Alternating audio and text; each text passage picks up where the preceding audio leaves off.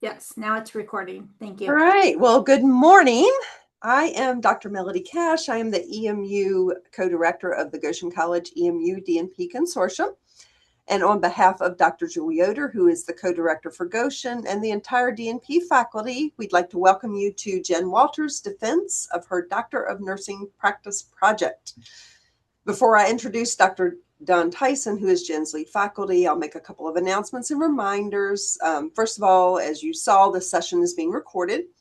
We ask that everyone keep themselves muted for the duration of the event and invite you to keep your video on so we have a sense of community during the presentation. You will likely want to see the speaker's view, and to see that, you go to the top bar of the Zoom screen, and on the far right, you'll see an option for gallery or speaker, and that's where you choose speaker view. So our schedule for today is that Jenn will have 30 minutes for her presentation. I will unmute myself at 5 minutes and do a 5-minute warning and then a 1-minute warning. And then after Jenn's presentation, there'll be a time for the audience to ask questions. You may either ask questions verbally or send them via chat, and I will answer your question for you. And then after that Q&A session, we ask that everyone except the lead faculty and the two co-directors log off of our session so that we can continue to have conversation with Jenn. Dr. Don Tyson is Jenn's lead faculty, and so now I will turn things over for him to introduce Jenn and her project and team members. Dr. Tyson. Thank you, Dr. Cash. It's a real pleasure to be introducing Jenn and her project today. She's worked really hard on this over the last year, and it's been exciting and fun to work with her on this project. As you can see, the title of her project is the Creation, Implementation, and Evaluation of a School Health Strategy Manual for School Nurses. Members of her committee included Margaret Furr, who you see on this presentation, as well as Christina, and I apologize, I don't know Christina's last name, and as I recall, she is the Director of School Services for Jenn's school district. Jenn is the lead nurse for her district, as well as serves as the school nurse for her high school. So Jenn, we will turn it over to you. Okay. All right, so welcome and thank you for attending my presentation titled Creation, Implementation, and Evaluation of a School Health Strategy Manual for School Nurses. This presentation will provide insight to why and how this DNP project was created, implemented, and evaluated. Additionally, conclusions and recommendations are also discussed. School nurses. So school nurses are independent staff nurses, constantly assessing student injury, illness, to determine best interventions for that student, as well as medication administration on a scheduled basis and as needed. School nurses are case managers. In fact, RNs can be responsible for up to 1,500 students for their case management load. Within this case management load, school nurses are managing students with a multitude of diseases and disorders. Some of those students that have various diseases and disorders require initiation of a health, safety, or education plan while they're at school. That ensures their safety as well as reducing any educational barriers that that student may have. On top of their case management, they're also maintaining current health records for each student. And on top of that as well, nurses need to collect data to be able to report to state officials annually. School nurses are educators. They're educating staff and students and parents on a wide variety of topics. So school nurses are educating students to help navigate their medical conditions while they're at school, educating teachers and staff on need-to-know information regarding a specific student, as well as how can they reduce the spread of any infections or diseases that are occurring in the school setting. School nurses are leaders, both in the school setting and as community members that they serve. They're often the individuals who are referring students to community resources to help students optimize their health. So this could be dental clinics, vision clinics, health clinics of students that aren't able to access those on a regular basis. School nurses must also act as liaisons in dealing with educators and healthcare workers. So understanding both education laws and healthcare laws to be able to communicate appropriately with the various parties. So school nurses, so if you're a nurse in a healthcare setting, there's oversight and structure with a healthcare focus.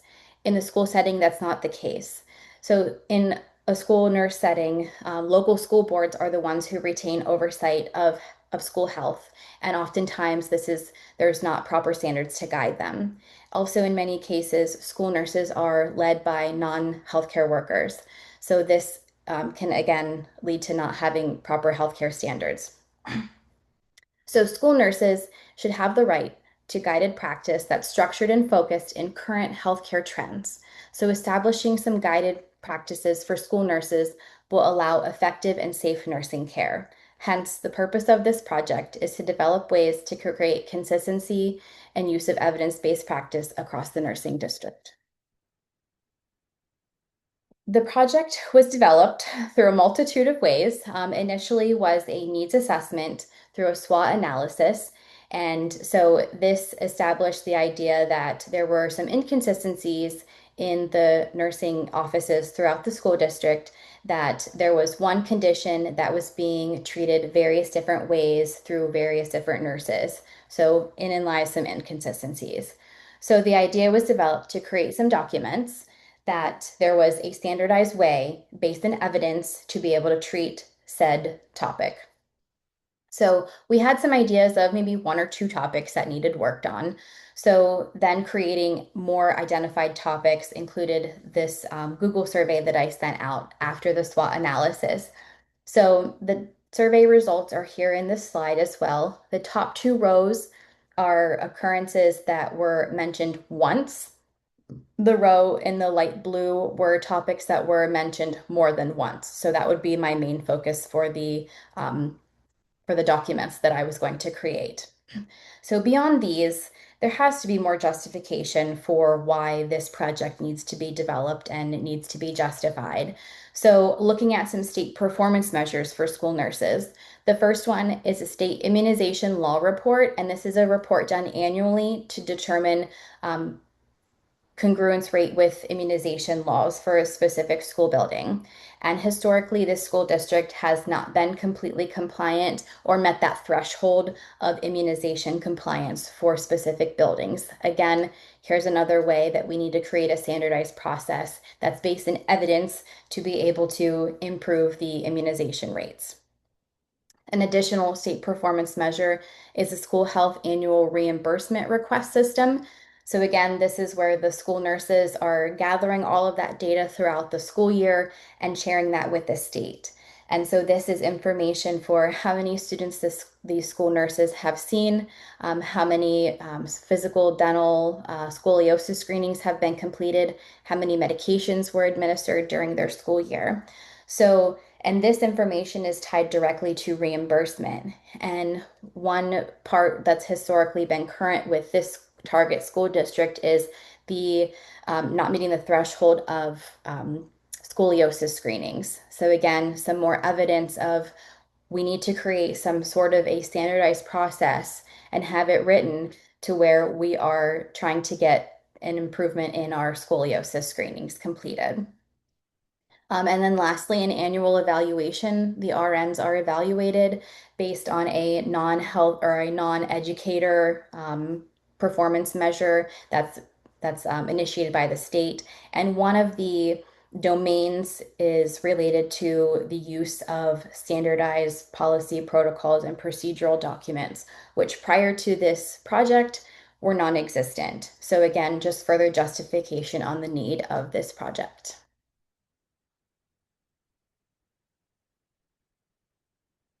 So within this organization, this project aligns absolutely perfectly with the organization. Their mission is to develop lifelong learners who are adaptable, resilient, productive, and of high moral character.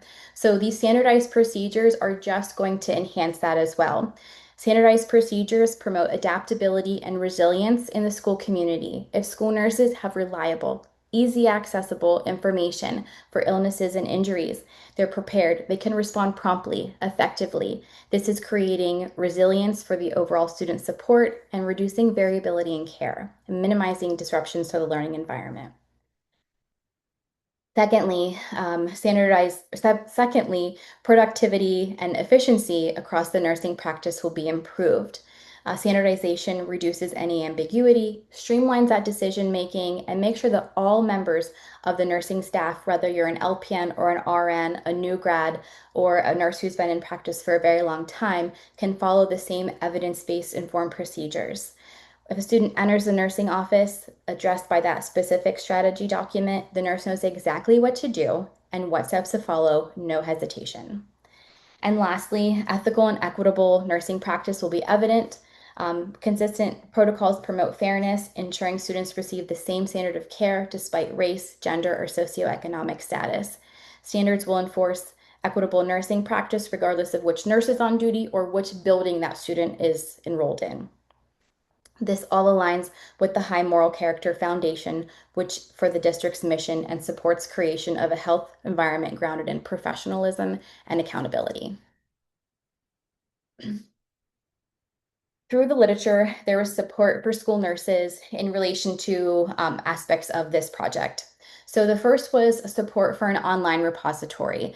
So the literature spoke of pros and cons with having some online information. And the first was there was one article in particular that addressed that leafing through a paper manual, was just not conducive to the environment. It takes away time and energy. And then once that nurse had found that appropriate document in a big printed out binder, was it the most current updated information? And how was this being reviewed? And who was making sure that that newest document was being put into that binder?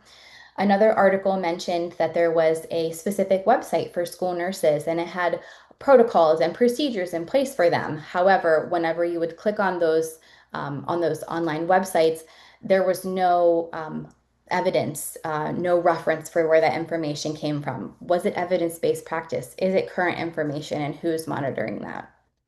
So from that support for the online repository, I understood I need to make an online repository, but I also need to make sure that I'm including references so that the nurses who are utilizing the documents understand where that information came from. Next was adhering to implemented strategies. Simply having the strategies is not enough. The school nurses who in the research who self-reported that they were actually following the documents that were initiated by their school district, they reported higher levels of improvement, whether it was immunization compliance or working with students who were experiencing anxiety. So I understood from this, I need to determine a way to be able to understand and rate are the nurses actually adhering to the implemented strategies that I'm providing to them? And lastly, a need for a nurse leader role. As mentioned earlier, nurses are tasked with a multitude of things throughout their day, and there are just times where there is no extra time in the day to be able to go above and beyond sometimes. And so having the ability for the school nurses to be able to focus on their daily tasks and do a really great job, there needs to be a position or some time available for a nurse, a change agent nurse, a lead nurse, whatever that looks like in somebody's district, to be able to make improvements for school nurses. Two frameworks were utilized throughout this project. Lewin's change theory, which involved unfreezing, determining the change, creating the change, and then refreezing, which is the phase that I'm in right now, creating that culture and making that an expectation that we're not going back to the way things were. And also the Institute for Healthcare Improvement, the model for improvement, which includes monitoring change over a period of time and utilization of PDSA cycles. So in that cycle, was the desired outcome? What was the desired outcome? Do you want to move forward with it? If yes, keep going. If not, redo that cycle and make some changes. Briefly, this was a quality improvement project and it received full exemption from the IRB review board. And as far as the target district, there's no process for a specific quality improvement project review, but this project was discussed with administration and was full support to proceed. On to the best part, the project. This project was set in a rural school district. There were 10 schools that participated, and all of the school district nurses, which involved 4 RNs and 8 LPNs. I do want to note the multiple collaborations throughout with other departments in the school district, which is information technology, the safety committee, director of property services, and multiple administrators. This project occurred over multiple phases. So first was I knew I needed to develop an online repository, but I am not a huge technological person, so I decided I needed to reach out with my information technology department. I said, hey, here's what I want to do. I want these documents to be online. Where should they be housed? What's the best way to do this? So they said, we love this idea. We wish more people would do this. Here's a shared Google Drive. This is what you need to do. So over on the left side of the screen is a screenshot of what this looks like. So this is the School Health Strategies manual that is electronic on a shared Google Drive. And as far as management of this Google Drive, I can add people, I can delete people from it, as well as manage the documents as well. I did create multiple managers as suggested by IT, just in the event that I am no longer with the organization, that other people are able to manage the documents as well. Oh, and I should say, you can see there's a couple folders. This is just the top portion of the strategy manual. And each of the health strategy documents has its own folder, and it is alphabetized. So phase 2, created this online repository. I know where I'm going to put these documents when I create them. Now I need to actually create them. So it started with the topics from the needs survey, and then as any topics kind of developed, which happened in a couple occurrences throughout the project. So on the other side of the screen here is the template for the school health strategy document. I did remove some identifying information for the target school district. So the top is titled with the school district's nursing department, and over to the right, I had their logo as well.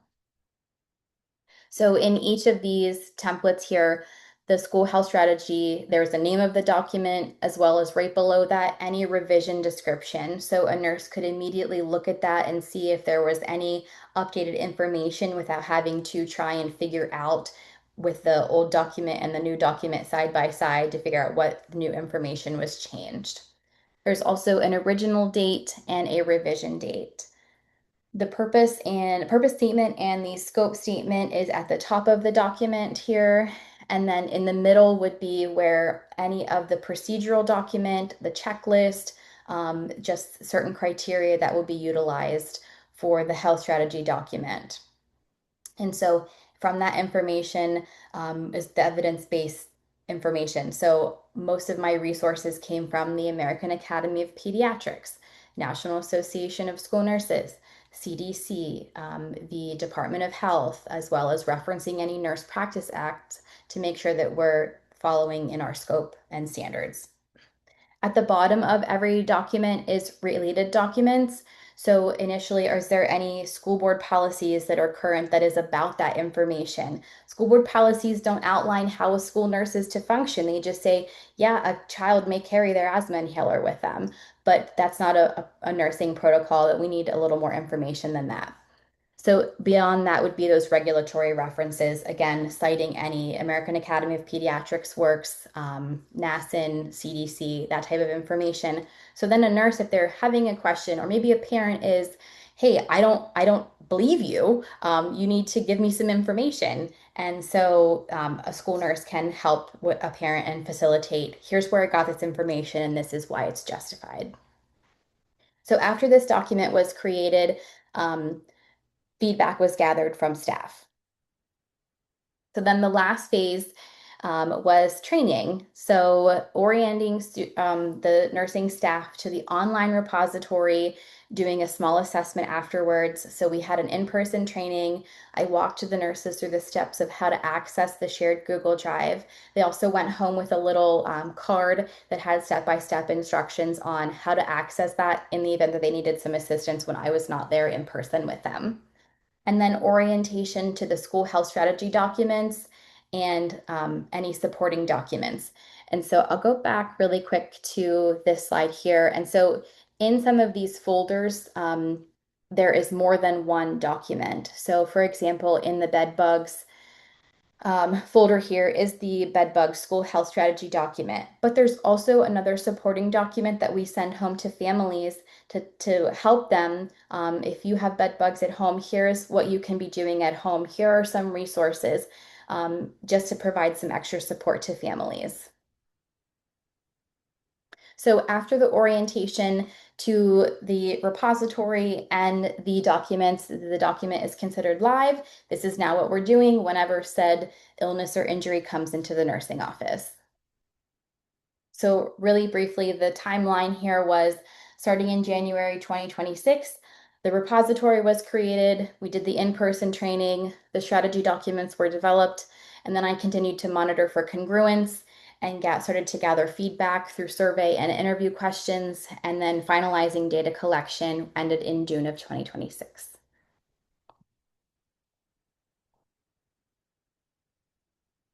So how do I measure success with this project? Following the IHI's recommendations, there's a set of measures: outcome, process, and balancing measures. So the first one was the outcome measure. So I was trying to determine if there was consistency that was achieved when dealing with the same health issue across the nursing offices. So I created a table for each school health strategy document to determine what information needed to come out of there that was evident that the nurse actually utilized this document, and how was that reflected in their documentation. So here's what I did. So this, for example, is the tick removal table that I created to measure congruency. And so the 4 pieces of criteria that I selected from that health strategy document included: was there permission for tick removal? Was there tick preservation offered? Was there removal and care documented? And was the health room tick removal form completed and sent home? And so that was the criteria that I determined if I looked at a student's documentation that they clearly followed and utilized the guidelines that I had in place. So there were 5 students that had tick removals during the implementation phase of this project. And so I had on one side of my screen this table, and on the other side was the actual documentation, so I could just compare very quickly. And overall, it was super successful. It was a simple yes or no. Did they have that documented? There was only one occurrence of no for no permission for tick removal. So that was how I measured every single one of the health strategy documents with the occurrences. The occurrences ranged vastly. So you can see up top here, the highest occurrences with each health strategy document I was able to measure included school dental exams, school physical exams. We had quite a few of those occurring in the school year. Head injuries, don't be alarmed. I know it looks like we had a lot of head injuries, but we are K through 12, and this would also include like a first grade student coming in to the nurse's office and saying, I hit my head on the slide at recess.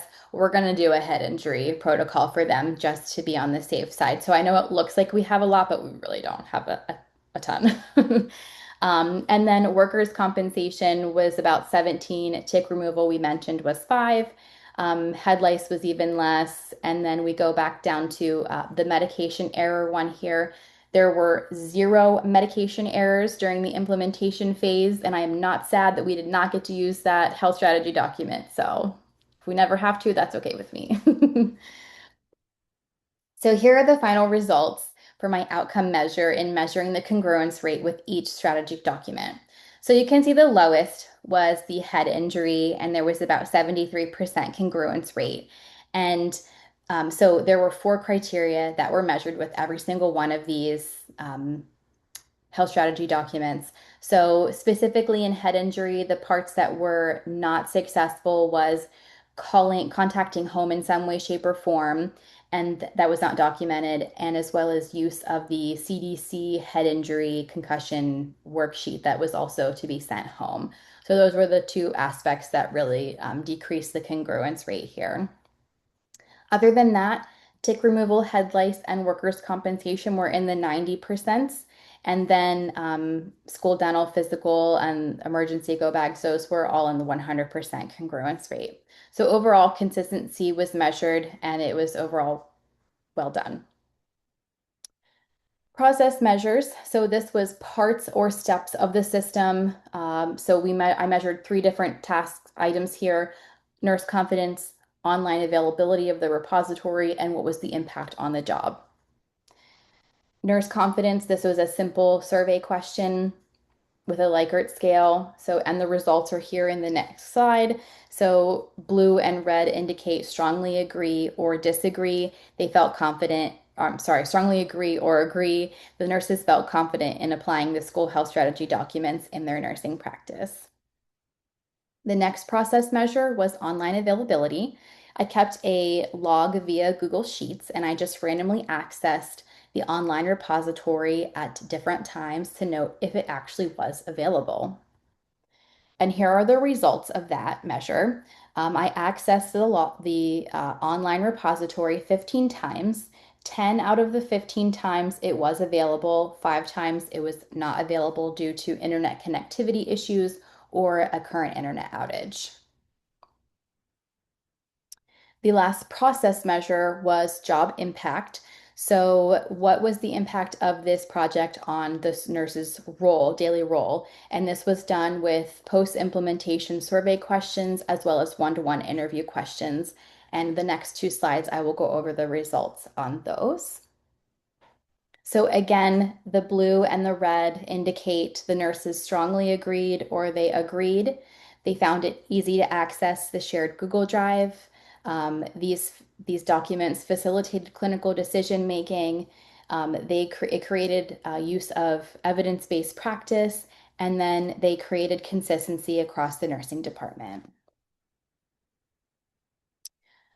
The one-to-one survey questions are here. So I just put some themes and responses generalized in the responses column here. So the understanding of this project was to create consistency across the nursing offices in the district.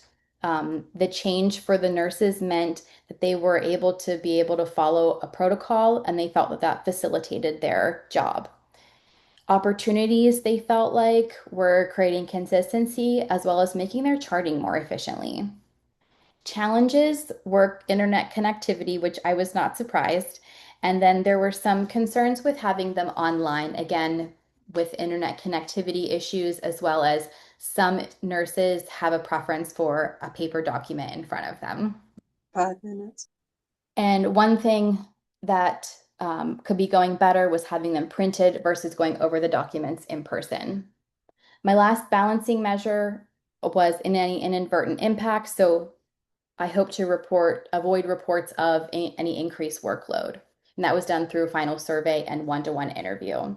Fortunately, there was no evidence of any inadvertent impacts throughout the project. So to analyze the data, there were several successful conclusions that could be drawn. There was congruence with the implemented strategies, with recommendations of needing to follow up on some of them. Overall, nurse confidence and job impact was positive, and there was support for an online repository despite having some internet concerns, and as well as needing some training on how to use a split screen because of the preference of trying to have printed documents versus the documents online. 3 recommendations based on this project: continue to add to the repository. Right now we have 10, maybe 12 documents, and I can just see that number growing a lot just because the response is really great, that they just want to have these documents to be able to reference that this is what we need to do. We don't need to think about it, and this is the best case scenario. Managing the repository and the school health strategy documents, having a nurse lead role to be able to follow up. Going back to the lower congruence rate of the health strategy document, why weren't the nurses utilizing the CDC guidelines for the head injury? Why weren't they contacting home? What was causing that? And so that has that person to be able to manage that role and manage those documents. And then development of a downtime process. So based on the internet connectivity issues, there was a clear need to be able to develop a process whenever we're having downtime problems, internet downtime problems. A few limitations. We had a couple staffing changes. We had two retirements, one resignation, and one new employment during the implementation phase, which caused a lot of frustration at times where we have holes in the nursing schedule, just some tense times. So I think this also led to some lack of feedback. In the beginning, I got lots of feedback, and then it just kind of whittled away to almost nothing towards the end. And I think also that kind of led into the time of the implementation. There's a lot of things going on in the nursing department at this time, all of the finalizing everything and just trying to get everything completed. My dissemination plan is attending the 2027 PASNAP conference, which is the Pennsylvania School Nurse and Practitioner Conference, either doing a poster presentation or being a presenter for a breakout session. So in conclusion, school nurses deserve focused healthcare standards to be able to provide the best nursing care that they can to their students that they care so much about. There was success with implementation of school health strategy documents. It was well received by the nursing staff. They loved it. And I just see us going a lot further with this. And again, just promoting additional recommendations, continuing to have a nurse lead role and be able to support that role and justify it because there is a need. So I want to thank you for attending my presentation. Thank you to a few people in particular. Dawn, I appreciate everything that you've done, worked through with me with this project. Christina, thank you so much for your support. Cohort 5, yay. It's been nice having some people to work through despite I'm far away from everybody. The nursing staff was really supportive and really excited that this project was coming to light. And my family, I couldn't have done it without them. And then the faculty at EMU and Goshen, it's been really great. I'll end on a Florence Nightingale quote that I found. Nursing is a progressive art such that to stand still is to go backwards. And I'm really proud of where the nursing department came from and where we're going because we're not standing still. We're moving forward with leaps and bounds, and I'm very proud. Thank you.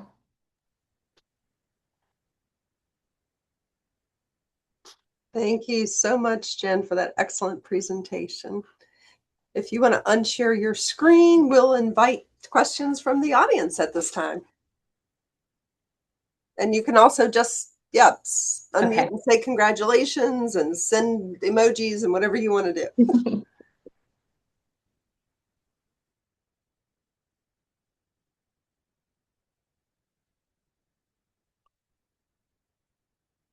I just want to say great job.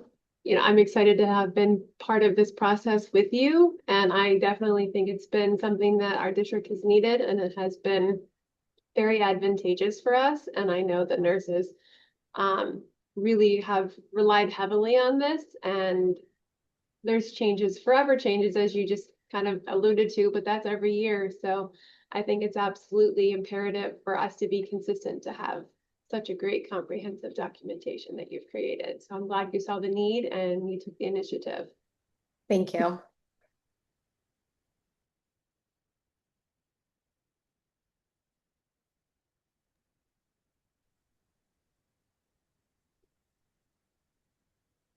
Anything else? It's been so fun to be on this project with you, Jen. Congratulations. Thank you. For the difference you're making for our kids. Thank you.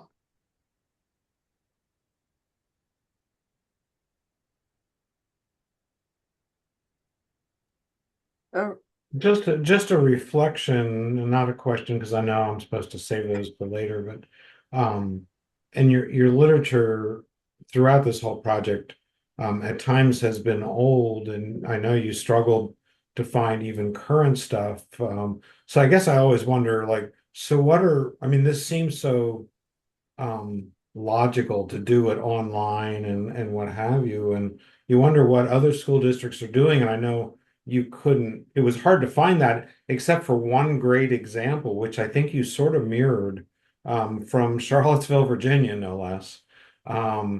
And yeah, like I don't know, it'll be interesting when you do go to PASNAP to hear what other school districts are doing. And yeah, any reflection on any idea of what may or may not be happening in other schools and why that's happening? Um, I think it's hard to say because I am definitely that nurse that is reaching out to, I've made friends in all the neighboring school districts. Um, because I'm like, what are you guys doing with this? This is an issue that we're having. How do you handle this? And one of our neighboring school districts actually has a full-time nurse lead, like a health administrator role. But even a lot of hers is just not always based in evidence. It's this is what we're doing, and we're just kind of muddling through. And that's the unfortunate part because the research is really outdated. There's not a lot of new current information. Also, um, I feel like there are a lot of upcoming changes in school nursing. There's currently some legislation to try and decrease the ratio from 1,500 to 1 to 750, as well as there's a lot of conflict related to wages with certified school nurses or even any of the LPNs. So, I often wonder, like, are some of the school nurses just kind of going with it? At what point do you want to become that change agent to be able to move forward with something? But I also feel like, and I'm not trying to like, put myself out there, but I truly do feel like um, us in our district, we have a lot of autonomy. I'm like, Christina, this is what we need to do. And she's like, okay, like, so I feel like if you have that administrative support, you're going to go further and make those changes, I think, or want to make those changes maybe. And I feel like n not every school nurse is blessed with being able to have that support in their district, like I feel like I do. And having worked with school nurses in both the master's and the doctorate, one one wonders like this demonstrates the value of doctorally prepared school Mhm. nurse leaders in school districts. And there's another research question, what impact that has on student outcomes. So I want Yeah. to gather a bunch of you school nurse graduates, and we're going to do that research. But yeah, just the thought of, and I said this before, just the thought of one school nurse being responsible for 1,500 students reinforces why I enjoyed working in the PACU with one patient. So, It's a lot sometimes. Any final thoughts or questions before we move into the next phase of this defense?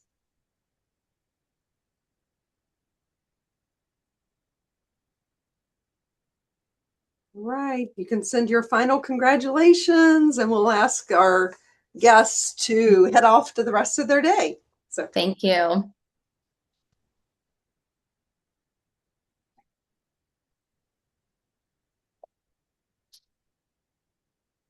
and Jewel, do you want to pause? Yeah, let me pause the. Started. Okay. Well, excellent presentation, Jen. Well done. Just very Yeah. well done. I felt like I could have talked for an hour. And I mean, it's your truly. topic. Yeah, it's your topic, it's your passion. Yeah, you can tell you very much cared about what you were doing and that it was important to you. I think that really came through. and you've lived it for the last year Yeah, plus. yeah, And there's yeah. there's a part of us though that sometimes like you like I'm just done with this. Yeah. Yeah, yeah. But no, you're Well, right. I'll start out with a couple of just kudos. I really love the slide on congruence with the mission. I love how that project just really, like you just straightforward, it just aligns so well with the mission of your school district. Um, the other thing I really appreciated about in phase 3, where I think it was where you talked about, you not only have a protocol, but you have a document to send home as part of that. I think that's a really important piece, is you're not just having people do the things, you're supplying them with quick access to send this home with the kiddo today. My one question is, the only compliance that you had difficulty with was the head injury. And I just didn't know, like, do you have any thoughts on why that is? And do you have any thoughts on how you might raise that compliance? Is there anything you can change or do? Yeah, so specifically the head injury one, the two pieces of criteria was communicating home with families about that student having that head injury and utilization of the CDC's head injury concussion like flow sheet that we have with symptoms, and then that gets sent home. So one of my concerns was maybe they were actually being done but not documented. Um, some nurses were really great about like putting that in their documentation and even uploading it as proof so that actual document was in that kiddo's documentation. I also think there was some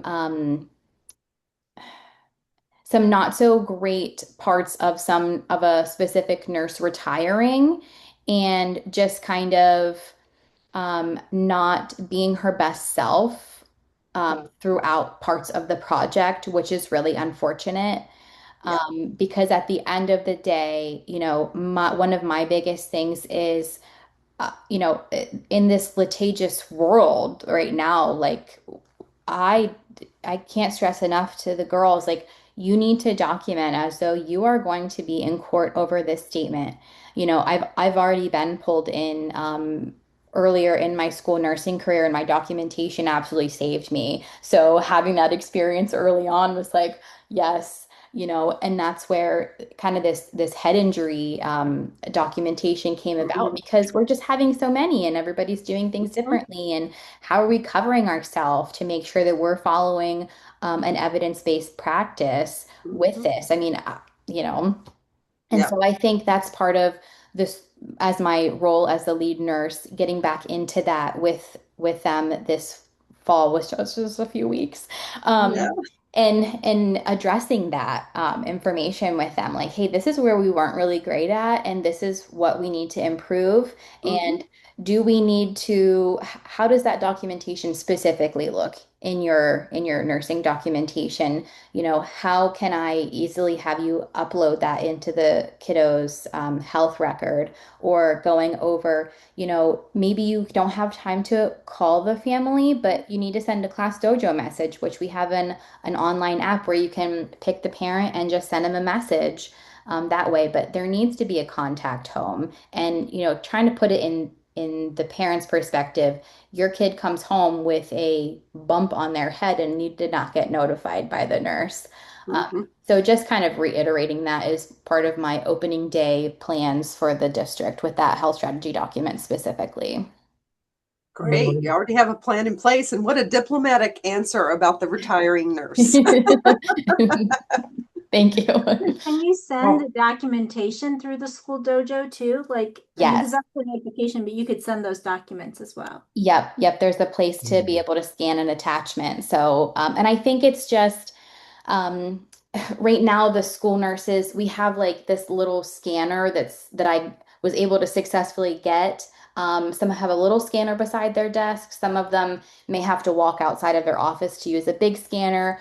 So, and we're honestly newer into the aspect of scanning.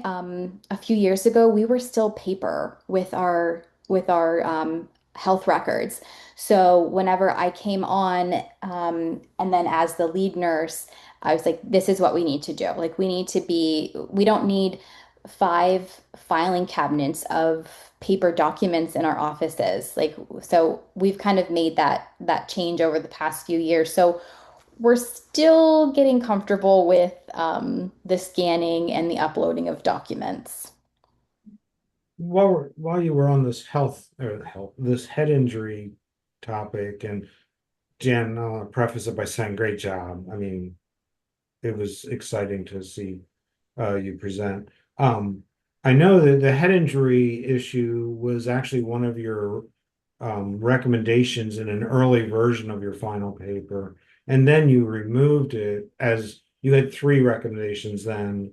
And I think in my comments to your final paper, I was like, should this have come back? But then I think what you did was you integrated like your response to the congruence rate on the head injury one at a couple different places. But I think, and I'd have to go back and look, and maybe this is getting really picky, but this is another good rationale for the role of the lead nurse to essentially do a root cause analysis when you are noticing lack of congruence or lack of following protocol to find out why. Because you could say, oh, you bad nurses, or you could say, well, what was going on? Oh, we just forgot to document it. We did it.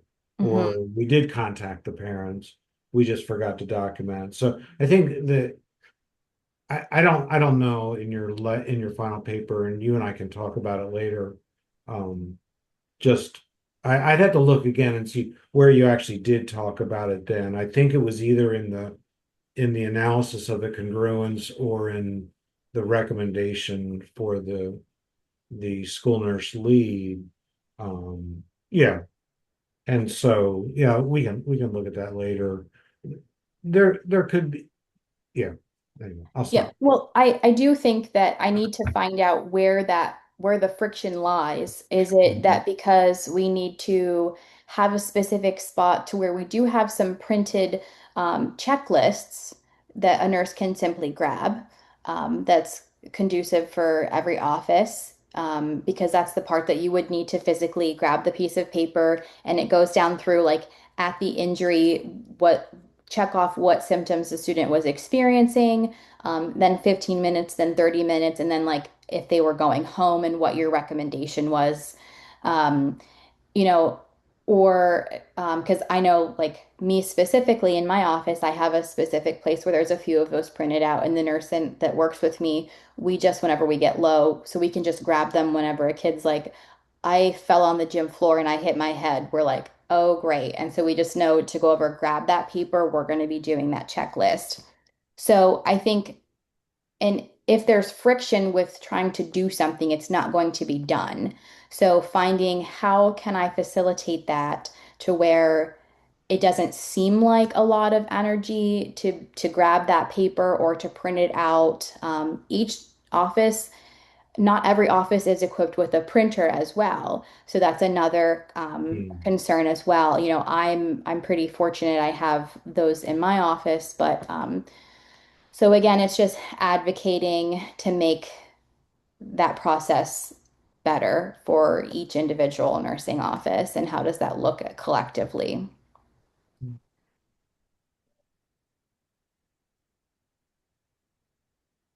Yeah, Jen, I love this project. It's so fantastic, and kudos to all the work that you've put into it. It has to feel good. As nurses, we are driven by policies and procedures, and so to operate in that gray does feel. I appreciate you kind of tying in the legal aspect or a license with that. And not that we want to dangle kind of a carrot and a stick sort of thing, but I think as you're driving this home to people this fall of just, you don't have to throw the retiring nurse under the bus necessarily, but for your remaining people, just to sort of say this is cover your own behind by following. Now we do have policies, and so you are kind of obligated to follow them. And then it's not for us, it's really for the benefit of the student. All of this is to document that you're taking the best care of the students. So just a few questions. I also appreciated that they get sent home some teaching because again, not every family has a nurse in their family. And so I think saying, yeah, your kid came have this bump on their head and I want you to be paying attention to X, Y, and Z is great. Um, do you have those documents in different languages or are they just in English at this point? Mm. And I probably We asked you this before, so I'm sorry if I'm That's repeating. okay. No, we do have a couple of them in Spanish. I haven't translated all of them because we haven't had the need to translate them all, but that's definitely on our list. Spanish and Haitian Creole are our two main languages. So yes. Perfect. And then here, I really appreciated kind of you showing us the template that you've used for these standardized procedures. Um, you go on and you talked about your outcomes measures, and so, and I greatly appreciated how clear you were of like, each outcome measure has these four things. And so as you were kind of doing your congruence rate, I was like, I wonder how she came up with this. And you as the audience member, you answered that perfectly, that I was able to understand exactly how you would come up with your measurements. I do wonder in that template form, as you're collecting data, whether it's a checklist or so on, you have all your references to the CDC and stuff at the bottom. Is there any place on that form to highlight to the nurses, like, I'm going to use this as a report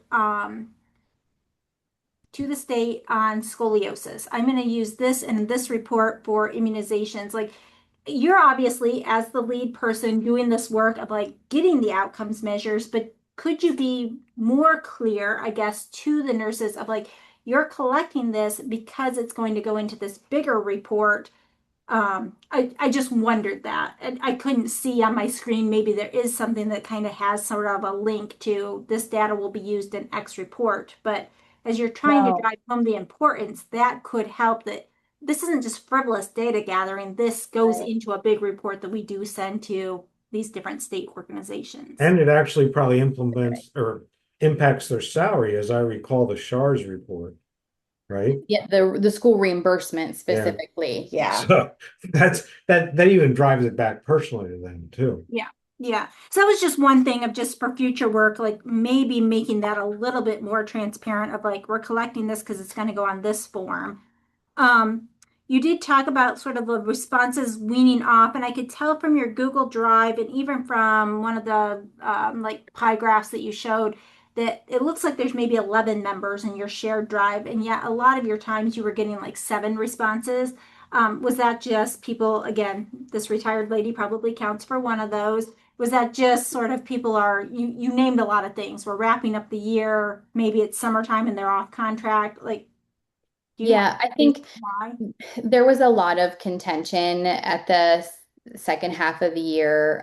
So like at the very beginning, it was like super, super feedback and then just did kind of slough off a little bit. And I think it was due to just some staffing changes. And I was the person that I would send something a couple of times.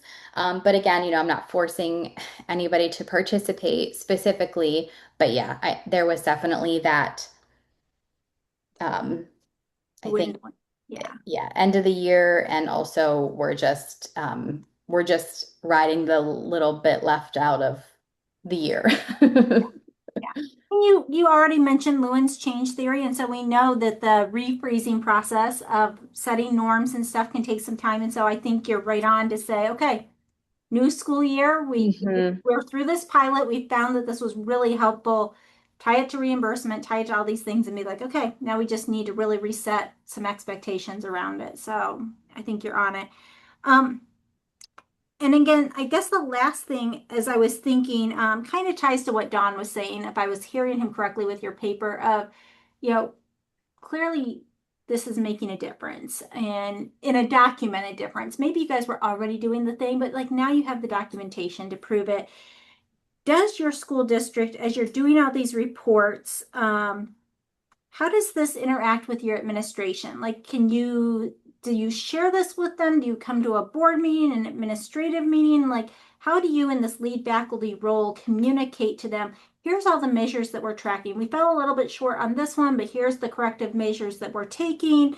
Um, Again, how can you advocate through this, I guess, for maybe a printer at each station, maybe a scanner at each station?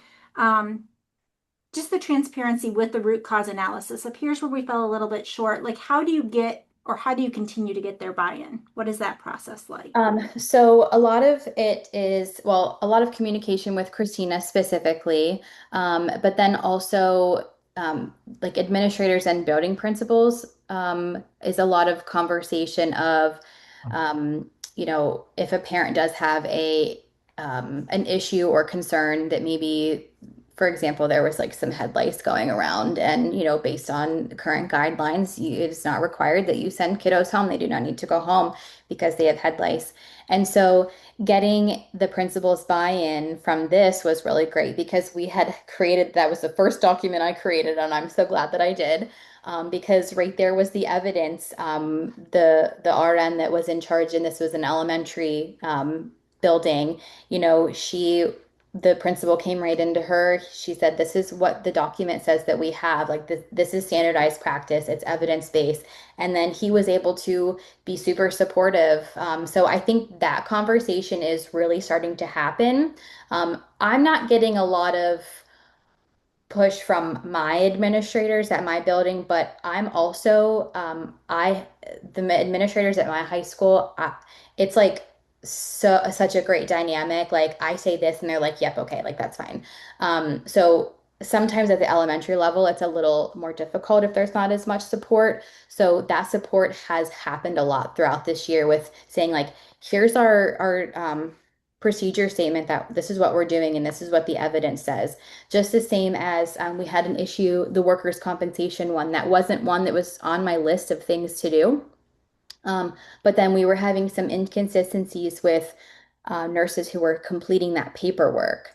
So a staff member gets injured, they come to us, we fill out various papers and have to send it to specific people. So that process was not really happening that well. So we like the safety chair committee actually came to me and was like, "What's going on? Like, I'm not getting this paperwork." So that's where we decided to do that health strategy document. And actually, I should have mentioned this in my project or in my presentation, but this one was where after we developed the workers' comp strategy document, after hours, there's no nurse. So, but there is also maintenance staff. So if one of those staff members gets injured or a custodian gets injured, then the shift leader of the custodial department has to fill out this paperwork. So, which wasn't happening really well either. So, I created a document for them. I basically just took our health strategy document, removed the nursing aspect, but it's more of like this document goes to this person, this document goes here. And so, I created a document for them. So, my workers' comp health strategy document is a district-wide strategy document, just not even in the nursing department. So, that was one of the things where I've just kind of been getting a little buy-in from everybody as I've been kind of dealing with them. So that's kind of how that process has been going.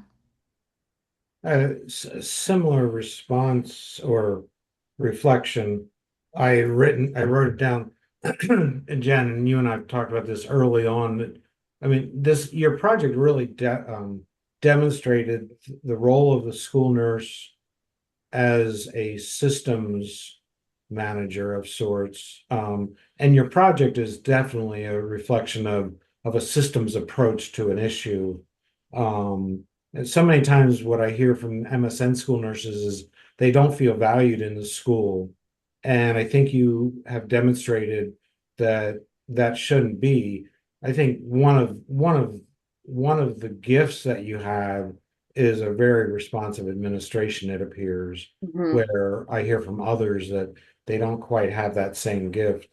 So I think the value of your project too just demonstrates how important the role of the school nurse is beyond the individual kids coming into your office, that you are really looking at the health of the entire school.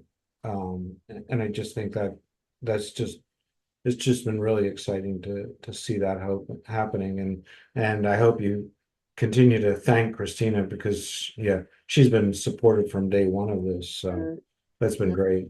Yeah, despite the million administrative changes, it's been wild. But like right now, we have an acting superintendent. Our superintendent left us in June, so and then we lost an assistant superintendent. And Christina's role has really changed. She's now last year she was the director of student services, and now she's the director of student services and an elementary principal.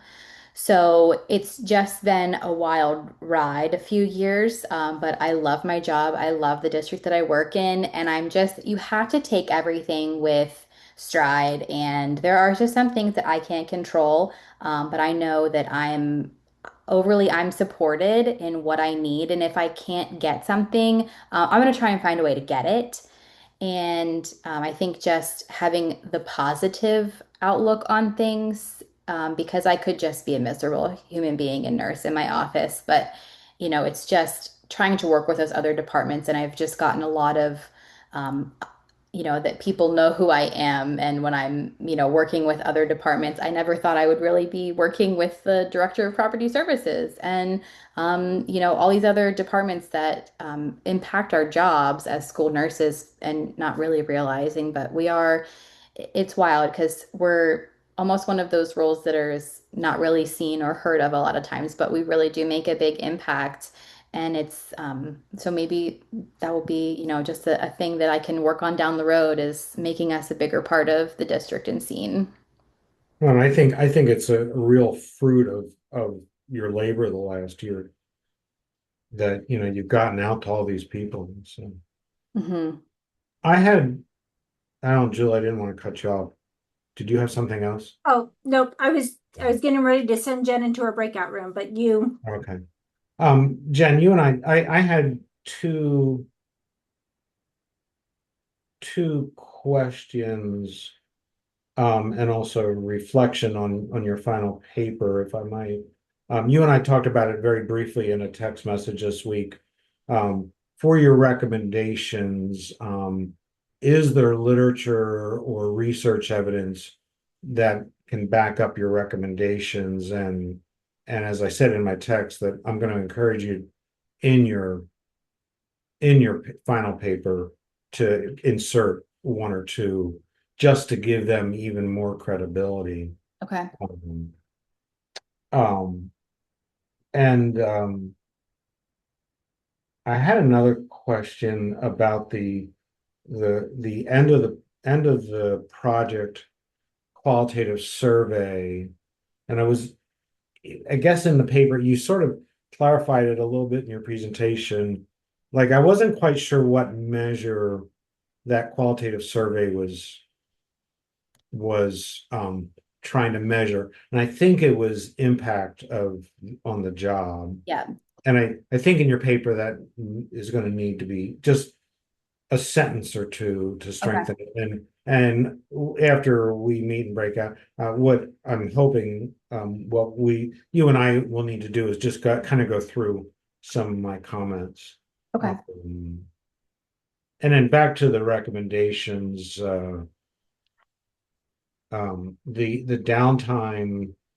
downtime recommendation. I I personally I think, I mean, you sort of reflected on it too.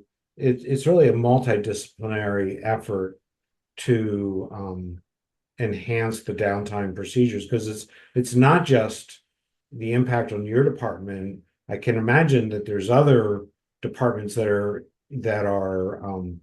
impacted when the system's down, and so that could be a really interesting multidisciplinary school-wide conversation about what do we do when the systems go down. Mhm. And maybe your IT department has that, but maybe that you guys were just never named in it before. I don't know. Do you know if they had that at all? I don't think so. So I know like they're doing some things on the fly as far as like calling in attendance, which would be a wild process. The 100 teachers that have classes, they're calling in the attendance to the attendance secretary if the internet's down. But sometimes even the internet does not, the internet outage impacts not only our actual internet, but also impacts our phone system as well. Yeah. So that's something that needs to be addressed in our internet downtime is because we've had school nurses that are not able to call home or use the internet to be able to send a dojo message. So, what needs to be in place to be able to call somebody. And I don't think it's appropriate to ask a staff member to use their personal cell phone to call a parent. So, that definitely is going to be part of that downtime process. What do you do if you need to contact home? That raises another one, and you may not know the answer. You were able to document the number of downtime instances. Any sense of how long it was down? Sometimes it was down an entire day. Now I will Mm. say we were having I felt like it was an increased amount of internet outage. we were experiencing there was like some flocking episodes of like people were calling in and threatening like bomb threats to our school. We were evacuated a couple of times throughout that week, and then we came back and we didn't have the internet. There were issues of like a specific student was they felt like he was hacking our internet. Like it was a pretty I felt like it was non-typical this time. Like I don't feel like it should have been that many times. You know, occasionally the internet will be out for a little bit and usually it's up and running by the end of the day, but I felt like during this implementation it was a little more frequent. We had a period of almost a week of like very inconsistent internet. Mhm. Mhm. Yeah, so that begs IT doing some background work and efforts, Yes. but your project can help push that along. Hmm. Um, yeah, those were I unfortunately I had about two or three things, and I don't remember what they were because I left my notes at home at me. All of a sudden I realized that this morning. I'm like,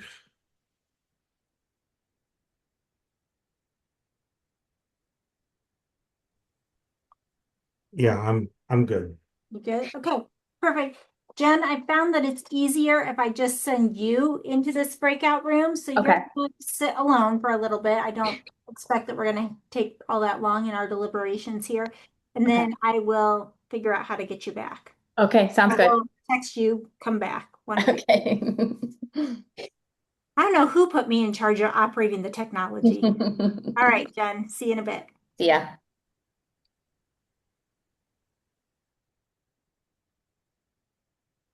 And also stop the recording since we're in the main room. That is a faculty. I missed a meeting. The breakout room just closed. I Yeah. closed you. Yes. Welcome back. All right, I have our recording going. Oh. Yeah. Oh, Okay. it does say that. So, Yep. Go ahead, Don. well, Dr. Walters, welcome back to the this meeting. Thank you. Great. You've Congratulations. congratulations. Yeah, I don't know, is this my job or what else am I supposed to say? You successfully defended today. Um, there's a few things in the paper that I want to meet with you on to just do some enhancements. I don't think it's a big deal stuff. Okay. And it will take a little bit of time, but it's not like 2 days worth of work kind of thing. Gotcha. And then Melody can direct what you do with the Yeah. paper after And that. I'll submit your grade. Once you're I haven't double checked. You probably told me I was on vacation, but like once you finish up all your hours documents and all your surveys, all your end of program evals, course evals, all that sort of stuff, let me know. And then you'll once you have any edits on your paper done, you'll submit to the repository, and then I will put your grade in. Okay. We'd have to double check, but I think around August 20th would be the timeline then to have your graduation, your not graduation date. What is it when you call it? Your degree conferral date Okay. for August. But I imagine you'll probably just want to work right through that and get that done, I'm guessing, before school starts for fall. Yeah. So yeah, once all that's done, I'll submit the grade and you're good to go. And then you'll be able to access a transcript. And I'm assuming you'll make some more money. Yes. Good. That's awesome. Yes, I'm excited. They can put a budget request through even until the end of August. Hopefully. You're going to be an expensive school nurse. Yes. Proud of it. Yes, you should be very proud of But it. now you can demonstrate why you justify that high salary. Yeah. Yeah. Yeah. Absolutely. And Christina again is a great big advocate for you, and that was good. Any questions on your end? So Jen, I don't really have a whole lot on my calendar as I can recall. If you want to check my calendar or send me a couple suggestions, Okay. I'm going to be in the office tomorrow, so we could meet then. Okay. And then we could go over some things.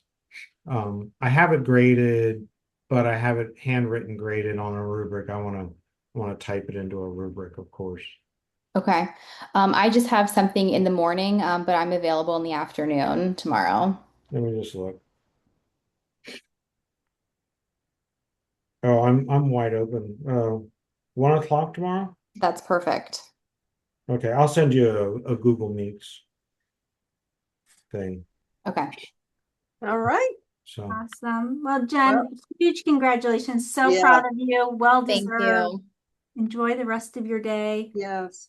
All right, I'm gonna close this out for us. yeah, All Jen, right. go do hold it. something fun Congratulations. today. Go I do will. something fun. All right. Go to Celebrate. Thank Reno. you. So. Take care. Thanks.